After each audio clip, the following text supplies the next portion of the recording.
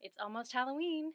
Time to start practicing those scary stories to tell in the dark, and to dig out all those copies of Stephen King novels that scared you silly when you were a teenager. Halloween has always been one of my favorite times of year, and not just because it was an excuse to put on a costume and run wild for a day or two, or as long as I could stretch it, but also because it was the perfect time to indulge in everything creepy and spooky. Thinking back on some of my favorite Halloween reads over the years, I've realized that teen me completely failed to consider the nonfiction section, which is a real pity because, as we're told time and time again, truth can be stranger than fiction, and it can be a lot scarier too. What better way to take your Halloween creepiness level up a notch than to actually investigate a haunted house? There are a bunch of books out there that will help you do this, but the one we have in our collection is The Other Side, A Teen's Guide to Ghost Hunting and the Paranormal by Marley Gibson, Patrick Burns, and David Schrader. I like this book because it includes a practical do's and don'ts for hunting ghosts. Things important to remember, like getting permission before going into that spooky house on the corner. But it also includes instructions on everything from finding a place to investigate to protecting your team from poltergeists. Whether you believe in ghosts or not, there's something incredibly spooky about seeing a photograph of one of them. Ghosts Caught on Film, Photographs of the Paranormal by Dr. Melvin Willen, covers 100 years of spectral photographs. Some of them are clearly fakes, but others, it maybe isn't quite so clear.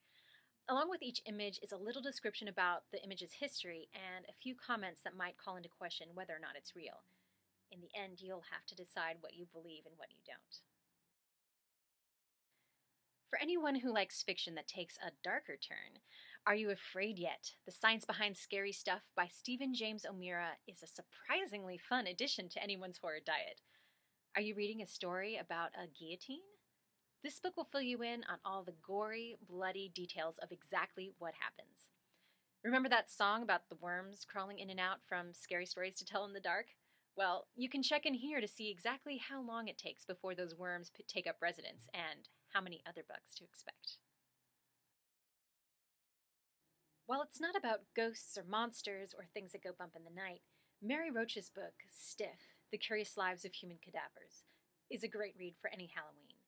It tells the disturbing story of the way human bodies are used in order to answer important medical questions. It's amazingly funny and informative. Just be sure not to read it while you're eating. In that same vein is Rest in Pieces, The Curious Fates of Famous Corpses by Bess Lovejoy.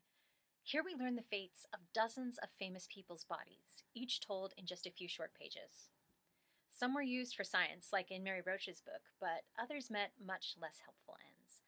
Examples include everything from a strange last request to be stuffed, to test results demonstrating hundreds of years after the fact that a famous person was murdered. Finally, there are a lot of nonfiction books out there that can help teens put together their last-minute costumes. Brian Wolf's Extreme Costume Makeup, 25 creepy and cool step-by-step demos, is one great example of one of these. It has really easy-to-follow step-by-step photographs that actually make it possible to turn yourself into some pretty cool characters. Now, some of them are really, really complicated, and you definitely need a lot of practice to get them done, but others are pretty straightforward, and I think you could probably do them on your first try. My favorites are either the mummy or the zombie, and I'm having a little trouble deciding which one I want to have a go at. So these were just a few examples of the nonfiction books from my collection that I thought would be great for this time of year. What are your favorites for Halloween?